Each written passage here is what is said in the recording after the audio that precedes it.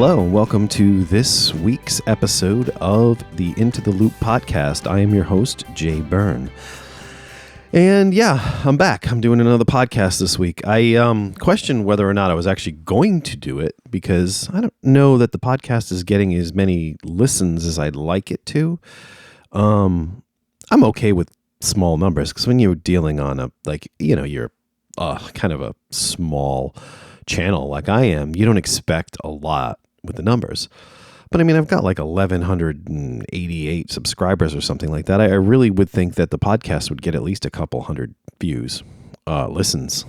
But it does not get those kind of listens, unfortunately. Although there are people that listen to it because I do get comments from some of you. So I do appreciate the fact that anybody out there is listening. So I guess if it's just for a handful of people, then hey, you know what? We're an elite club, right?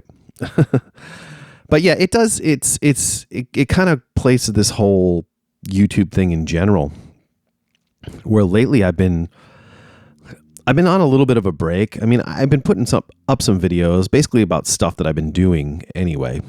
But like my Halloween show, I put that up and stuff like that. And the funny thing about the Halloween show is that I literally I pulled such a bonehead move. I had direct sound for the Halloween show. I recorded the whole thing direct. Like I had like actual recorded tracks, like directly recorded through my soundboard, my recorder. But in the haste of cleaning up my stuff at the end of the set, I actually didn't stop the recording and I just shut the machine down. And when I did that, it basically corrupted the file. It basically made it so that the file was unreadable. So all I had was the camera audio, which was fine. It was plenty listenable, but that would have actually had direct audio and would have been a pretty cool live performance with direct audio and everything. That was the intent anyway, and it didn't quite work out that way. I'm considering like setting up maybe doing a couple of those songs direct and putting them up as like, a performance, a YouTube performance. I don't know that it's necessary now that the video exists. It might be kind of redundant. It just feels like you're just putting all your stuff up and up and up and just shoving it in people's faces. But that's what we do, right? That's what it's all about. That's what this whole thing is about. So we just kind of keep trudging along and hopefully somebody pays attention to what you're doing. But sometimes it gets a little bit back to the what I was saying before about the podcast and whatnot. Sometimes it gets a little bit discouraging if you feel like you're just talking to yourself, and you're not actually, people aren't actually listening. But anyway, I'm going to continue with it for a while now. I'm a little while and go back. Today's podcast week. So I've been doing it. I'm going to stick to my every other week. So I won't have one next week. We'll have one the week after. And get back on track here because things got kind of messed up over the Halloween month because it was just a lot of stuff going on. And, I've been spending a lot of time, been doing a lot of more family related stuff because we're getting into the holiday months. And with my father passing away this year and that whole thing, it makes you really focus on your family a little bit more. You really want to spend time with the people that you have around you, like my mom and stuff like that. And so I've been maybe putting a little less time into the channel than I should, but I'm going to get back into the flow of it here. I've got some ideas for videos. Plus, I'm going to talk about this afterwards. This is kind of the subject of the podcast. I want to talk about how I'm moving forward and what I'm going to be making videos about as far as guitar gear is concerned. Because I've made a pretty big change again. And I will get into that in a little bit because that's actually the main subject of this podcast.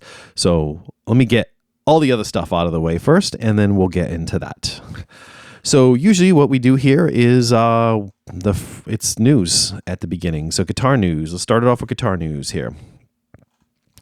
This is interesting to me, and I thought this was actually really cool and very classy because I watched the video myself the other day. JHS pedals. All right, they're discontinuing. They made a documentary and they restarted a line of pedals. It was a company called Ross. Now, you can go to JHS Pedals and you can watch their documentary if you want to know all about Ross pedals. They made a really cool half-hour documentary.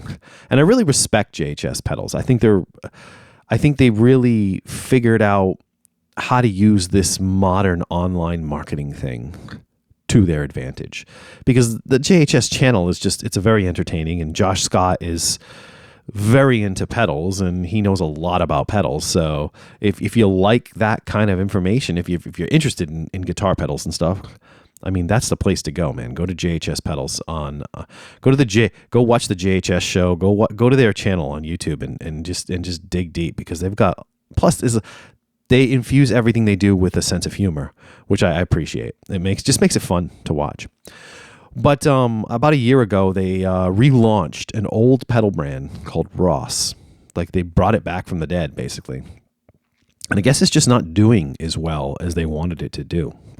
It's just like, and they did a whole like a live stream, like a video, just a couple days ago, where basically said that they're stopping the line, and that as of Friday, November 15th, which is, it should be the day that this podcast airs on. So at midnight, starting on Friday. Oh, actually, it might be midnight on Thursday. I don't know. You have to check into it. It says Friday, November 15th. He's selling off the remaining units that they have. They have I think he said like 3,000 or so units left. And they're selling them for $79 a piece, which is a really good price, because these are like $200 pedals. If you were to go to the store and buy them, I think they were retailing for around $160 or so, most places like Guitar Center, and I know there's a place called Ray Mullins, which is near me, and they sell a lot of JHS stuff, and they had them there, and I can't remember exactly what their price was, but I think it was under under 200, I think. So for $79 a piece, I mean, there's a phaser, there's a distortion, there's a fuzz, a compressor, let's see, and and a chorus, and they're really cool pedals, and they look like the original Ross pedals. If you're familiar with the brand Ross, if it was something that you remember seeing back in the day, if you're old enough to remember that, this would have been like the early 80s and late 70s, early 80s, and they're very well made pedals, and they're good pedals for what they are. So I do think that, it's too bad that they can't still just kind of exist in the JHS line. I mean, maybe, I don't know, maybe I wouldn't be surprised if but see, I guess there's a whole rights thing. And since they're stopping the line, somebody else can take it over if they want to. It's money and business. But I mean, I don't know why they wouldn't just say, like, JHS presents Ross, and just make them a little different, maybe make them a little cheaper, so this way they can keep them in the line. But they want to focus on their own stuff, which completely makes sense. And I got to tell you, it was a really cool video, because it was very revealing, and they just talked about the business side of things and said, why it didn't work out, and how Josh himself had to come to the realization that as much as this was a passion project for him, it had to stop, because they just weren't making money off of these pedals. They weren't doing what they expected. They did well in the beginning, and then they dropped off really bad. So yeah, that's a cool video. If you're into JHS, you might want to go check out their YouTube channel and check out that video. That's actually a really cool video. And I mean, if you're interested in Ross, heck, if you're interested in any of these Ross pedals, Friday night, they're getting blown out, $79 a piece. They're going to sell out pretty fast, I think. Anything that JHS does like that usually goes pretty quickly. And since they're dropping the price so much, I think people are going to buy them just to buy them. And you're going to get a lot of flippers that are going to buy them too, so they can sell them online for more money. So you're going to be dealing with that. But let's see, anything else interesting in the news here? I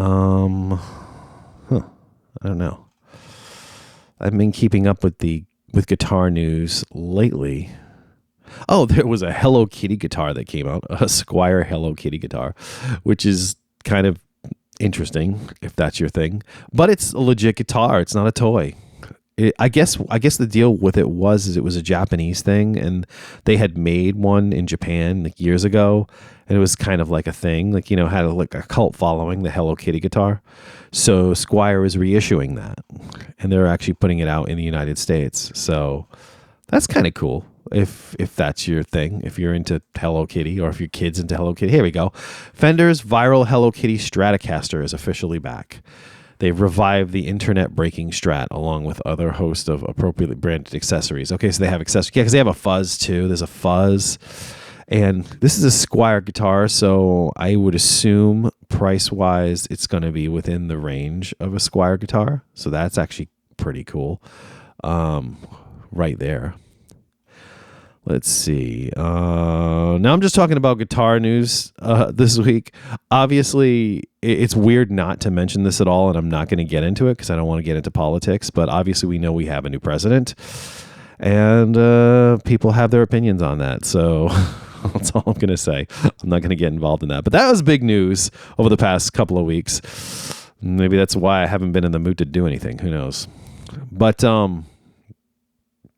let's get back to guitars, huh? A portable. Oh, okay. So apparently Arianthi, how do you pronounce her name? And Orange are creating something called the 20RT, a portable versatile amp with high gain tones aplenty.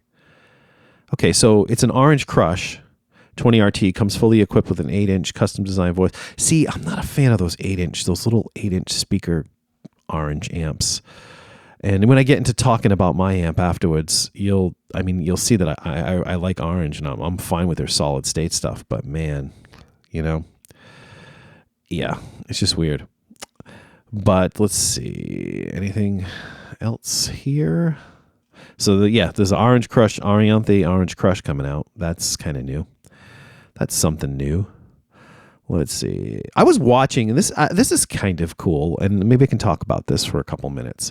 This isn't really news, but this is just something that I learned about, which I thought was kind of neat. I've always been, I'm a fan of Prince, and Purple Rain, of course, because I grew up in the 80s. That is like the jam. That's the shit, basically, is Purple Rain.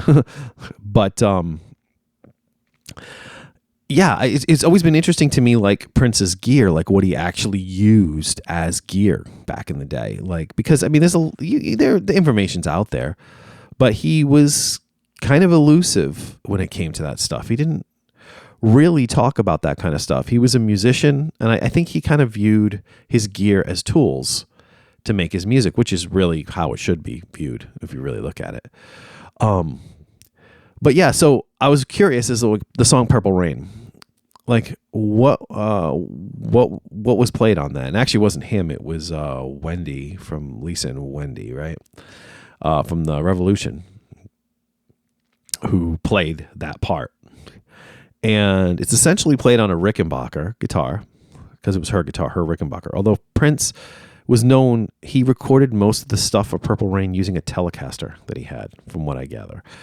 And he had the old school Boss pedalboard. Anyone who grew up during the 80s will know what I'm talking about. Actually, you can still get them. They've reissued them. They're those molded plastic pedal boards with the foam inserts, where if you have a bunch of Boss pedals, you put them inside. Well, that's what Prince had. That was his pedal board. Okay. And he Boss pedals. He was cool. He liked Boss pedals. So he had a bunch of Boss pedals, and he, put together what he wanted from his Boss pedals. Specifically, I think in the studio, they put, for the chorus sound on Purple Rain, it was what is that? That's a chorus. Oh gosh. The Dimension chorus, which you can get as a Dimension chorus from Waza now. And it has a mode, which was the original rack mount. You can switch it in, which is the sound of the original rack mount. And I think what he used in the studio when he recorded that was the rack mount. So that chorus sound on Purple Rain, on the tone, well, not him, but Wendy, when she recorded that, was probably the rack mount Dimension chorus sound. But you can get that sound. You can buy the Boss Dimension chorus pedal, and it's a very easy pedal. It's got 4 buttons on it, and you just kind of pick what you want, and you can blend them together and stuff like that. You can press 2 buttons at once and give it a sound. It's cool in that way. It's very basic, but you can get that Purple Rain sound using that. And I guess what he played, he was going straight into the board. The clean sound that they recorded for that was direct into the board. Clean guitar on the Purple Rain album. straight into the board, into like a direct box and into the board. And the chorus was added in post. So it's very direct in that sense. And a lot of funk guitar players from the 80s used to do that. They just plug straight into the board. That's something I never really understood growing up, which I do now, obviously. They would just plug straight into the board, and that's what it was. That was that clean sound that you got on those like funk records. And I guess his cloud guitar, which he's famous for playing live and in the movie Purple Rain, didn't use that guitar much for recording because it didn't record very well. That was like a live guitar that he played live, but it wasn't one that he recorded with. He played mostly. He had this this Telecaster with like a leopard print pick guard, which is what he used. And I guess for the more rock tones that he got on that album, you know, like Let's Go Crazy and all that kind of stuff, like the distorted tones, Prince's distorted tones were a Mesa Boogie. I'm not sure exactly what amp it was, but he was playing through a Mesa Boogie. It wasn't a rectifier or anything like that because that was the 90s. It would have been like, you know, like a Mach 2 or something like that. Probably like a Mach 2, a Mesa Boogie Mach 2. And that was his sound. That was Prince. Mesa Boogie and Boss pedals, man. And plug in direct into the console. So if you ever wondered how Prince got his tone, that's kind of how he got his tone. A lot of Boss and Mesa Boogie. So I thought that was kind of interesting. That was interesting. Let's see. We're still technically in the news right now, and I'm just seeing if there's anything else that's of interest. And I'm sure there's big stuff going on in the guitar community that I haven't paid attention to this in the past couple of weeks. But yeah, whatever. We'll get into our main subject for this week because I can't really find any more news that I find that interesting to talk about right now. So this past couple of episodes of the podcast, I've actually talked about my gear quite a bit, but I did want to talk about one of the main things that I've been doing lately, and like personally, I've been trying to like fine tune my gear. I've gotten into this phase. I've been doing it with like everything in my life for the most part. Maybe it's just something you do when you hit a certain age. I'm almost 50, so that's what you do when you get to that age. You know, selling a lot of movies, 'cause I got a big movie collection, and just kind of streamlining the things that I have to keeping the things that are important, that I like, that I use, but getting rid of all the excess stuff that I just have lying around that it's just stuff, you know, that I've collected over the years, be it movies, music, and guitar gear kind of falls into that category to a certain degree. I had thought, and I'm going to go on record in saying this here, I had thought that the HXFX was my kind of be-all, end-all as far as pedal boards. I'm not going to bash it because, honestly, for me, it worked really well. My thoughts on the HXFX are this. If you're playing through a very bright amp, like an amp that has it's kind of a harsh brightness, like a Marshall or something like that, I think you'd be okay with the HXFX because the way that it kind of shaves off some of the high end when you use it, I think that would almost be a good thing, not a bad thing. You could actually get a better sound out of it. But if you're playing through a darker amplifier, like an orange amp or something like that, I feel like the HXFX, it gets too muddy because I was struggling with something, and I can honestly say I've had the Stomp. I had a Helix LT. I've had the Stomp a couple times. It never lasts that long, but I've had it a few times. And I've also, obviously, I had the HXFX for a good while, a couple months, and I was using it very regularly. So I got very used to how it worked and what I could do with it. And my initial intention was to use the HXFX as kind of like a replacement for having to go out and buy physical analog pedals, because I just felt like I just didn't want to be spending all this money on pedals where I'd buy a pedal, I'd sell it back. I'd buy a pedal, I'd sell it back. But I will say that process has taught me what pedals I like and what pedals I don't like. That's the thing about this hobby, is it's almost like you have to waste a lot of money to realize what you do like and what you don't like. And then once you've got that, then you can kind of almost look at it as, okay, well, I learned.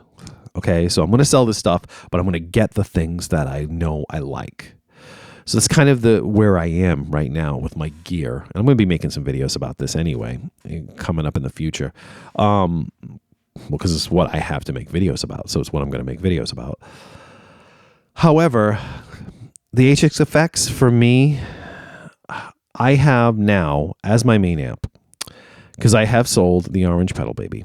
That's gone. I think I talked about that in the podcast, in one of the last podcasts I did. I don't really remember whether I did, because it's been a couple weeks.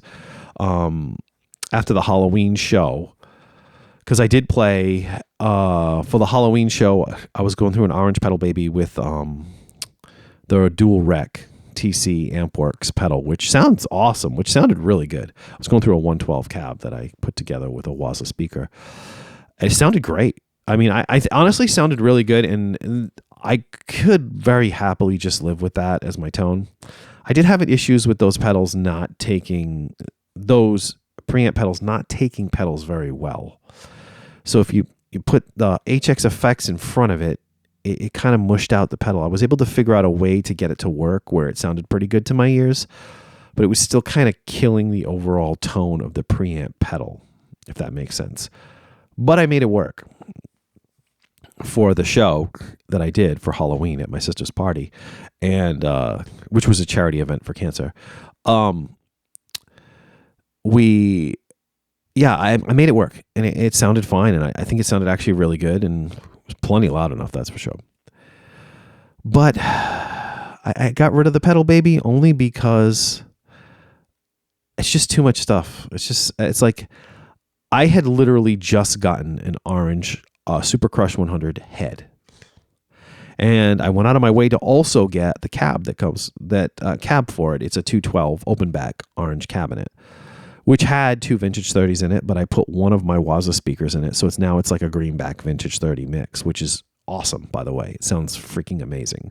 It really, really just, it does something. It helps with the cleans. It really brings out some life in the sound, because two vintage 30s in an orange cabinet, to me, is, unless you're cranking the crap out of that, it's dull sounding. It just doesn't, it can cut through because there's a lot of mids, but like it's flat and kind of lifeless sounding if you're just for home playing. I think my personal opinion. But mixing a vintage 30 with another speaker is actually cool. You can do it with a creamback. You can do it with any greenback style speaker. They mix well with. You do it with a Heritage H30, Celestion, those type of things. But what I have was the G12Ws. I had two of them, the Waza speakers that came with the Katana Artist head speaker cabinet.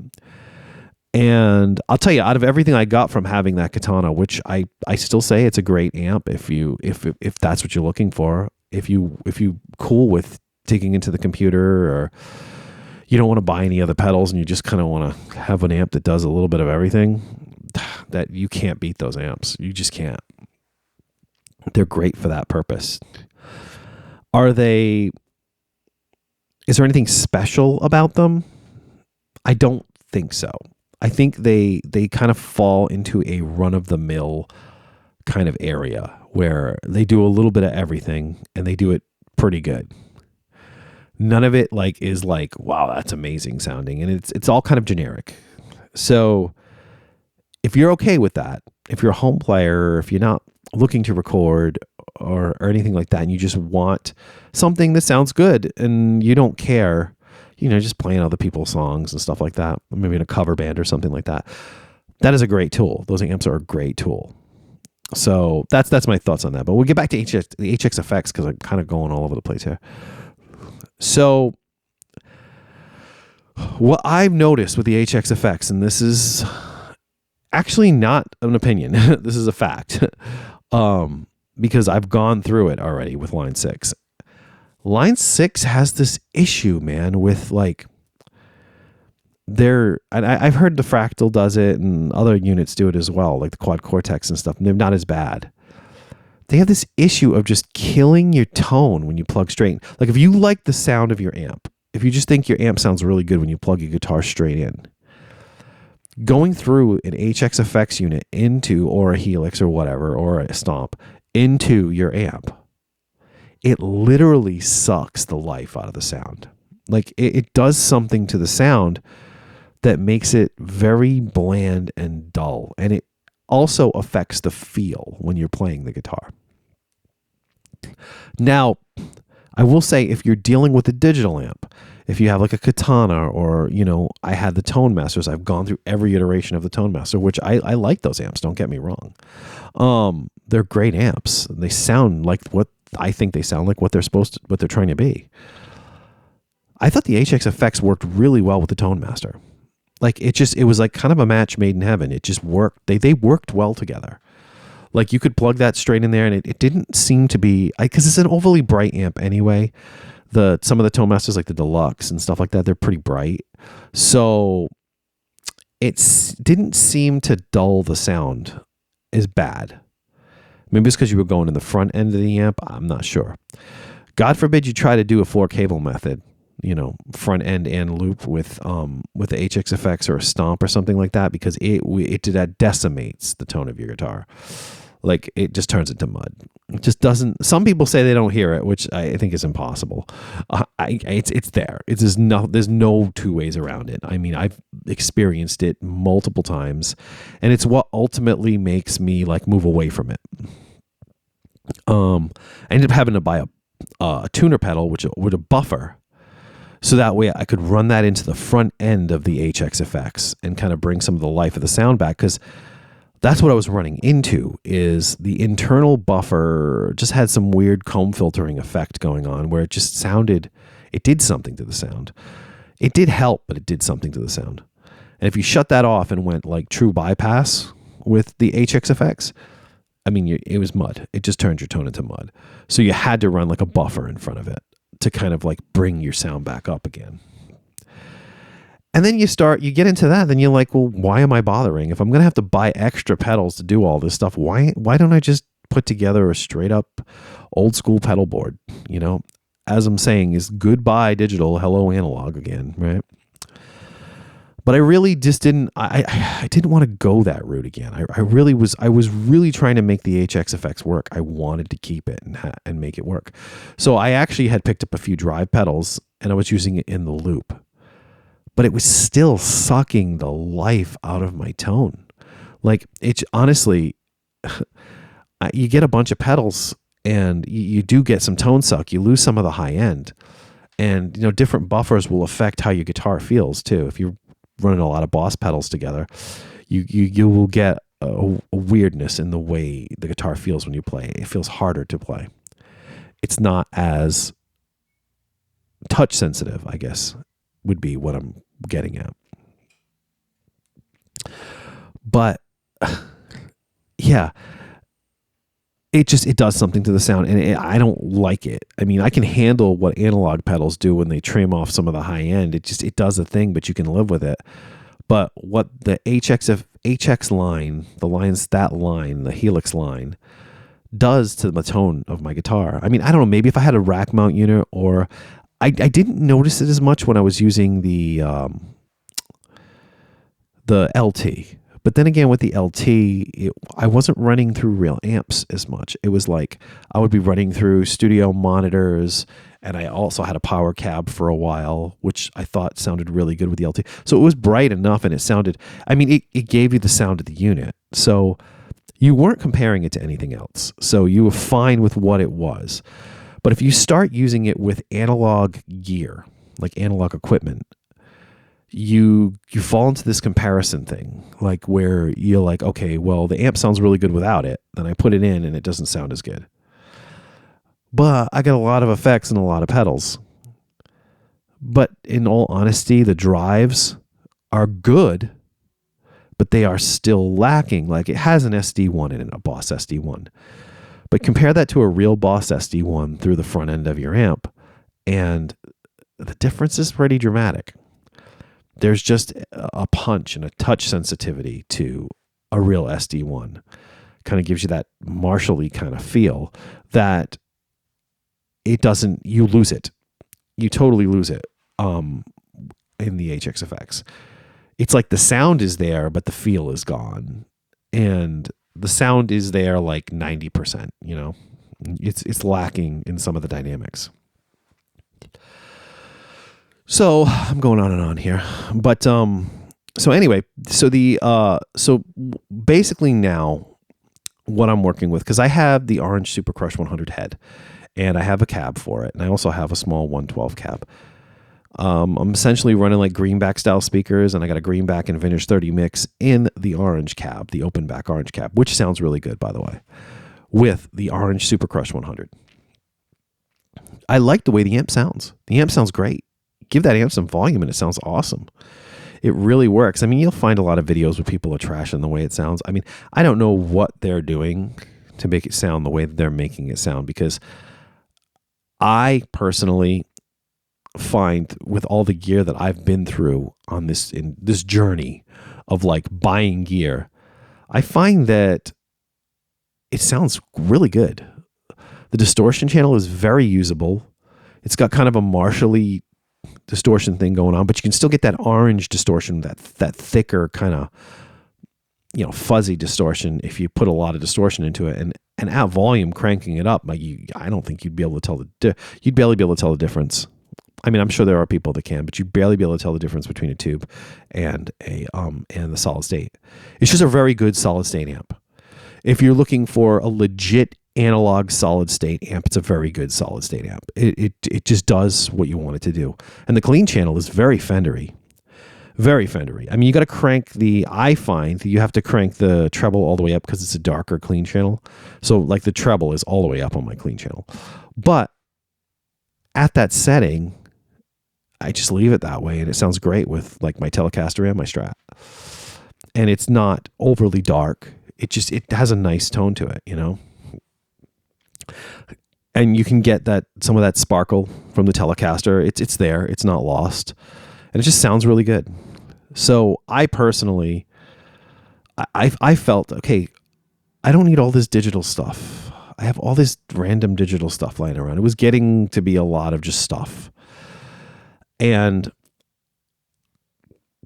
all I want to do is plug into the amp and play. I want to be able to play my songs. I want the distortion to work with the music that I've recorded over the years. So if I want to play that music live or want to record more music, that my tones, you know, they're consistent. And I mean, now I can throw a mic in front of this amp and mic up the amp and it sounds great. I'm considering I might get like a little IR loader so that I can go out and use different IRs for direct recording. Right now, it's not really an issue because I'm not really recording anything at the moment. I've recorded a lot of different things, but lately I'm not really working on anything, at least for a couple months now. So, I mean, I'm always recording, but I always do something. But right now, I'm okay without it. And if I want to record the amp, I can just throw a mic in front of the speaker. I have an SM57 and a good recorder, so I can do that. It's not a problem.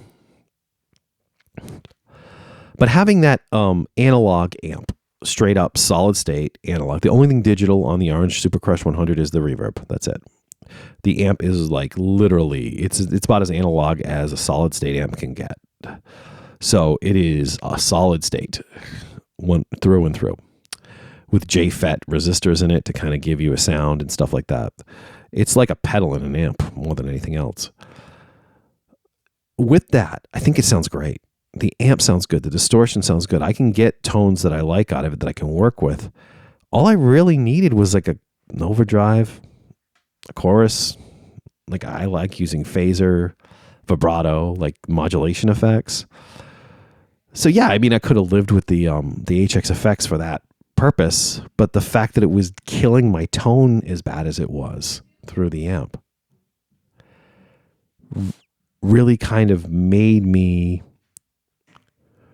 wonder, like, what you know, is it going to sound? Would it sound better just with an old school pedal board with analog pedals? Would that be best for me? So I said, screw it. I sold off the HXFX and I bought a bunch of pedals, and I gotta say, it's better. It is. It sounds. It's. There's more life. It came to life. I mean, it sounds like an amp. It sounds like a good guitar amp now. Like, and I'm not gassing for another amp. Yeah, heck, I'll probably end up getting another head at some point. I might even get a tube head. I have a few of them I've been looking at to have just, that flavor difference, I guess you could say. But I really think it sounds great the way it is. It sounds great. I use an SD1 to boost it. It kills some of the muddiness when you get the distortion up high, and you can fine tune that, and you can get a nice chug out of it. You can get that nice kind of Marshall-y like 80s rock sound out of it, which is really cool actually. You can totally like nail like Priest and stuff like that. You can get those kind of tones. It's pretty cool actually. I think anyway. I mean, as far as I'm concerned. You can get that 80s new wave of British heavy metal thing pretty easily actually. I feel like I'm getting electric shocks here from my microphone, but I don't know. Whatever. Yeah, that's a good thing, right? Anyway. Yeah, so it sounds great. It sounds really good. And so it's just got me back into this mode now. Right now I have a head in a cab, orange, and a pedal board, old school, back again. I currently have about 6 pedals. I've got a switching unit coming because the switcher will help with some of the tone suck that you get from using a bunch of pedals. And it'll just, I wanted a straight up true bypass looper. I ordered from this company called American Loopers. I'm waiting on it. I haven't received it yet. I do want to make a video about the pedal board and all that stuff once I get that, but I'm still waiting because they make it on demand kind of thing when you order. So it's probably going to take a couple weeks for it to show up. But so I've got that, and I've got the 112 speaker with the Waza in it. Between the two, I can get pretty much any tone that I want to get guitar wise. Because right now, what am I running with pedals? I've got an SD1, which I use to boost the amp, which the distortion in the amp is great. The SD1 just tightens it up. I do maybe want to get a TS9. Ibanez TS9, a tube screamer, to give it a little bit different flavor with the boost. If I want a darker boost, so to speak, a little bit, they sound a little different. They're very similar, but they sound a little different. And they kind of work for different scenarios. If you're going for 80s metal rock, the SD1 is great. If you're going for more just like blues rock, then the Tube Screamer kind of works a little bit better in that vein. But they're very close. You can get them to sound very, very close. I got a Phase 95, which I love the Phase 95 pedal. I've had it a couple times, and then I sell it, and then I get it back. I don't want to say I'm never going to sell it because I know myself, but honestly, at this point right now, I have no intentions of getting rid of that because it just works. It sounds good. There's something about a real Phase 90. It adds like a bit of a boost to your signal as well. Like it doesn't get louder, it gets thicker and but all of the digital versions that you get, like the HX effects or the Boss pedals and stuff like that, the multi ones, they always thin your sound out. They're always thin and weedy and weak sounding. Whereas I find a real Phase 90 or Phase 95, whichever one, there's different ones, there's a Phase 100. The Phase 95 is cool because it gives you kind of all the different modes. It gives you the script mode, it gives you the Phase 100 mode, and the Phase 45 mode or something like that. It's got a bunch of different modes on it. It's just a mini pedal, but it does a lot. It thickens your sound. It has a cool thickening effect to it, especially if you're running it before your distortion in the front end of your amp. That I find none of the digital versions do. The digital versions thin your sound out. I don't understand why it works that way. Maybe it's just something to do with the analog input of the actual pedal, because it is a straight up analog pedal. Same thing with the SD1. I also have I got Waza vibrato, the VB2W, I think is what it is. It's a cool, I like vibrato. Vibrato's fun. It's just a cool effect. It just, I don't know. I like to mess around with it. It just sounds cool. I mean, it's not super practical. It's not something you would use all the time, but you can get some nice, cool, warbly 80s stuff going on, which I kind of like. For a chorus pedal, I picked up the Boss Super Chorus, the CH1. And that's, I just, I don't know. I've found from all the, and that is a digital pedal, by the way. That chorus is digital, but I found that chorus plays really well with distortion, I think. And you can get a nice clean sound out of it. And it's not too warbly. It's not overdone, because I've had a CE2 and I like the CE2. I had the CE2W, the Waza, which also has the CE1 mode. And while I think it's cool, it's a warmer sounding chorus. And it's not as transparent if you're running it into, say, like dirt overdrive or whatever. I find the super chorus, and I think I've heard the chorus ensemble works well with dirt as well. But yeah, I think it works really well for my purposes, and I found that I kind of learned that was the chorus that I was looking for. I don't want like crazy outlandish chorus. If I want, phasing effects or vibrato or something, I got a vibrato pedal, I got a phaser. I use those pedals for those effects. For chorus, I want a nice clean, just a chorusy sound that just sounds pretty, just nice, doesn't kill all the high end, doesn't muddy out my sound. Just a nice clear sounding chorus. So digital tends to work pretty well for that. So that's why I have the super chorus, and I had to get a delay pedal, of course, and I was going to go with the Boss DD8 because it does a lot of stuff. But then I started researching the DD3. Actually, the newest iteration is the DD3T, which it has tap tempo, which actually is good. I love this digital delay pedal. This thing is amazing, and it's what I've wanted all this time. It's simple to use. It's easy. It's got a couple modes on it, and you can adjust within those modes. It has a switch. Basically, what it does is it's not like it gives you tape delay, digital, like all this stuff like the DD8 and stuff, and the bigger Boss models do. No, what it does is it's just a digital delay. However, it gives you 4 modes with the range, say, of the delay time that you can use. There's one that like only goes up to 50 milliseconds or whatever they call it. And then there's one that goes up to like the 200 milliseconds of delay time or whatever. And then there's one that's this 200, and then there's 400 and 800, I think. I don't know, something like that. But there's a few switches, and it's really easy to use. It has a looping mode, but the loop is really just like kind of like a temporary hold. You can do like a hold on, like if you're making a bunch of noise, you can just kind of click on the looper and hold it down, and it'll like keep making the sound, like, for an effect. It's not a looper per se. I guess you can use it as an actual looper, but I don't know that I think it's like a 40-second looper or something like that. I don't know, something. It's barely anything. It's not really known for being a looper pedal, but yeah, I can honest to God, you can put it on a preset and you just, slight adjustments, and there it is. You want a rockabilly, you want slapback, pop it on 200, adjust a few knobs. You want this like interesting doubling, almost like 80s guitar sound, kick it down to 50, crank up the knobs and adjust your, your mix, and it just sounds amazing. If you want that freaking edge, if you want to sound like the freaking U2 and you want that dotted eighth note thing, click it up to like, I think it's the 800 mode. It's the top one, the 800 milliseconds mode, and like stick it right in the middle and just adjust to taste basically, and it's there. It's right there. So for me, those are like kind of the only sounds I ever really use for delay.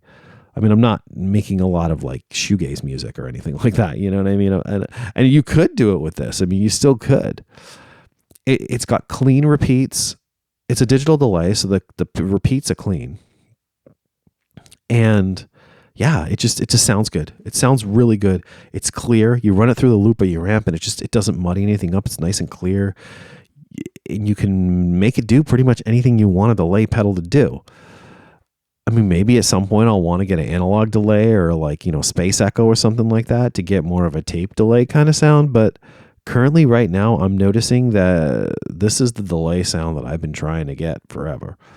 This is the delay sound I kind of default to, like when I'm using delay pedals with multiple settings. This is the one I end up defaulting to most of the time, is the digital setting. So yeah, I think it's 12-bit though. I don't think it's even 16-bit. It's 12-bit. But it just, I mean, you would never know. It sounds great. It sounds amazing. And it's really clear. So if that's the type of delay you're looking for and you want something simple that's not ridiculously expensive but sounds awesome and it's easy to use, the Boss DD3T is the newest iteration of this. And this DD3 has been used on everybody's board. It's Slash has one on his board. I think Tom Morello uses one. Like it's on so many boards. I think it's on John Frusciante from the Chili Peppers board. It's just a staple of that era. People just like it because it's easy to use. And a lot of times you see multiple ones on people's boards. They have like 2 of them and each one's set a little bit differently. You could go that route if you really wanted to. I mean, I don't really need to have more than one delay, but like I could see if you were playing live and you were trying to get a bunch of different sounds, that would be great. You know, that'd be easy. But yeah, so that's what I got going on. And I got a tuner too, a Polytune, the black one, the little black one, because it has a buffer in it. I'm using that as my buffer. And like I said, I want to go a little bit more into deep with the pedal board, and I'm going to do a pedal board video. And once I get all the stuff that I'm waiting on, like basically my bypass looper and stuff like that. And I got a 1-spot power supply, not the 1-spot daisy chain. I actually bought the isolated six 1-spots. I've noticed I don't use more than 6 pedals. 6 pedals, any more than 6, and you start to get a lot of tone suck out of the amp. You can make 6 pedals work really well. And I think it's going to even be even better once I get the true bypass looper. So yeah, I'm just getting a pedal board together. That's what I'm doing. Analog amp pedal board. And I'm enjoying it again. I'm enjoying what I'm doing. I enjoy playing. I don't tinker in the computer because there's nothing to tinker with. It's all there. It's knobs and a freaking amp and plugs. And it's like, I mess around with it and I have a good time and I'm learning my pedals and I know what they do. And it's just, I don't know. Maybe I'm old school in that way, but I just like that a lot better. Personally, I appreciate that a lot more. But yeah, so I guess that's my subject matter that I wanted to talk about today. We usually do comments here at the end, so let's go to the comments and see if I can find anything interesting to comment about. I haven't had as many videos lately, so there might not be as many comments to talk about on my actual channel. Bear with me here. I'm just clicking into my my YouTube studio. All right, so comments. Where are we? Comments. Where are the comments? Oh, they changed it now. It's called community now instead of comments. It used to be called the comment section. Now it's called community. Okay, so this is a new. This honestly, I haven't even read this comment yet. It just popped up. A while ago, I made a video about the Fender Engine Room Level 8 power supply. And this person says it's at e.l.castle8750. This is 15 minutes ago, so they just posted. Because I had said, I think it's a repackaged Harley Benton, the Fender Engine Room power supply. I think it's a repackaged Harley Benton, maybe changed a little bit, but he puts definitely not a repackaged Harley Benton. The Fender is the only power supply currently available with 500 milliamps to each isolated output. Okay. This is unique and will allow you to power anything on your board. No more low power issues or making choices of which pedal is not important in your chain, like with the 100 milliamp power supplies. Yeah, they do. A lot of like the one I have now, they vary. Some of them are 100, but you usually don't need more than 100 milliamps for most analog pedals unless you're running a lot of digital stuff. But yeah, so people responded to that. And yeah, I don't really have much to say. But I'm glad that's not what it is. There's a big price difference between the two. Yeah, you know what? There is a big price difference between the two, but apparently I honestly think that they're very close. And I think I found certain aspects of the Fender Engine Room pedal supply cheap. It felt cheap. Like I have this 1-spot one now, and the plugs feel more solid. When you plug your plug into it, it just feels more solid. Maybe there's more options on the engine room, but it felt cheap when I was using it. Like it felt like junk for what you were paying for. It felt really cheap. So that was my take on that. But this is interesting. Somebody at Strats R Us, and I clicked on this. I liked his comment. I just posted a guitar YouTube community rant, and I'm not going to get into that in this video because I did it in the video if you want to see it. Basically how I'm just getting kind of sick and tired of like how the bigger guitar YouTube channels, it's all about like unobtainium. It's gear that I can't afford. It's like all they talk about is gear that I will never get my hands on. I mean, they don't talk about stuff that like the average person can afford. Everything they buy is like $2,000 or more. So it's like everything they talk about half the time. You know, I'm not going to have a Klon. I'm probably never going to have a real Gibson Les Paul, even though I want one. But I'm probably never going to have one. But that's okay. Whatever. That's what that video was about. And this person responded, this at Strats R Us. He wrote, "Once I was happy with my gear, I hardly watch YouTube guitar channels now. I left the cult.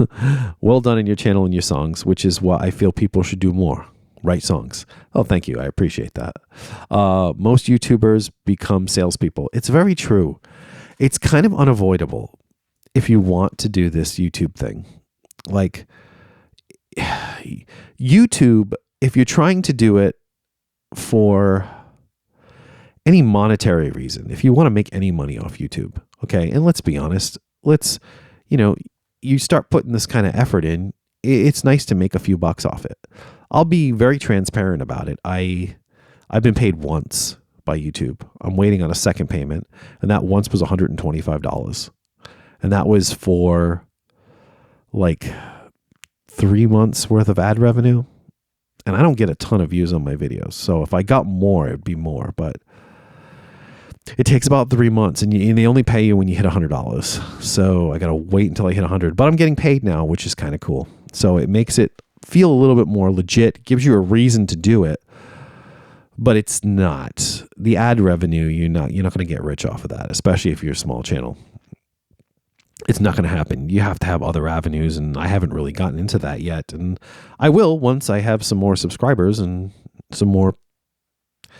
Once it feels like I'm getting a little bit more back from my videos, then it would make more sense to do that kind of stuff. Patreon, whatnot. I still don't even really know how to do it or what to do with it, so I haven't thought about it. I've thought about it, but I've heard bad things about Patreon though. But whatever. So yeah, I appreciate it, man. Thank you. It's Strats R Us that you and my music, and you said well done on this channel and the music. I appreciate that. It's hard not to become a salesman though. And I am not a typical salesman type. I mean, Jesus Christ, I hate working jobs where I have to push replacement plans on people and stuff like that. I hate doing that. But I can talk about stuff that I enjoy and that I like. Like I can, talk about the technical details of the things that I like. So for me, I can do that. So I do it. And I feel like it's just something I maybe have a knack for. Plus, I'm not the worst editor in the world. I made a couple movies, low budget, but I think they came out pretty good. And I'm better at it when I put more time into it. I mean, with these YouTube videos, there's not much to edit. A lot of times it's just a static shot of me talking. So there's nothing really to edit. But if I have something to edit, then, I'll put the work into it and I'll do it. And I know what I'm doing. Like I know how to handle it. I know how to do it right, I guess you could say. But yeah, I like watching YouTube guitar channels though. I don't just watch them because I want to buy something. I watch them because it's the kind of content I like to consume, that I like to watch. But it does get a little bit frustrating when it's all about like very expensive stuff that I can't afford. So that kind of stuff is how I do that. But I don't know. I find that's how I feel about it. And unfortunately, you can't really, you kind of become a salesman after a while just doing YouTube videos. It's kind of impossible not to do that. But anyway, yeah. So, and I also, people had a great Halloween because I have, my daughter had she put in a picture about my YouTube guitar community, a rant video. I just used her thumbnail of her holding up the thing, asking people if they had a good Halloween. She's been around a lot lately because she hasn't had school, so it's been a little hard to get videos and stuff made because, well, she's around. She wants attention, which I guess makes sense because she's a child and I'm her parent. So there you go. Anyway, so yeah, there's not much else here. Somebody else at Chris Magintay. Chris, I don't know how to pronounce some of these. It must be somebody's name. Chris Magintay. They said they wrote that they've actually never seen this side of YouTube. This is on my most recent video about the expensive stuff. Seen this side of guitar YouTube before. Sounds like people showing off $1 million mansions or something when you want to see normal people's house tours or home improvement tips. Maybe I'm just not rich enough for the algorithm to feed me these YouTubers. I'm the same way, but that's exactly what it is. That's exactly what I was talking about. Like, you just want something that's relatable to you, and you're literally watching people talk about Klons and vintage guitars that cost $15,000, which is just cool to look at, but not ultimately relatable to me. And it just becomes more common because you see a lot of these channels talking about like Mesa Boogies and Soldanos and stuff like that. And I love those amps. I'd love to have one of those amps, but they're so expensive and they're hard to get. And it's like, it's unobtainium to the average person. This is what I was getting at basically. But yeah. It's not much here for me to comment with. Like I said, I haven't had a lot of newer videos that were about gear lately. So there's not a heck of a lot to comment. So I think, you know what? I'm going to call it quits today. And I hope you enjoyed this. I'm just under an hour here. It's probably my shortest episode. But, an hour is a good time for my podcast. It kind of works out. Well, anyway, I hope you enjoyed this. And I think there's going to be more content going forward, and I'm going to keep up with the podcast, and hopefully people listen. So, yeah. I'm Jay Byrne. This has been the Effects Loop Into the Loop podcast. I hope you enjoyed it, and I will talk to you soon. Take care.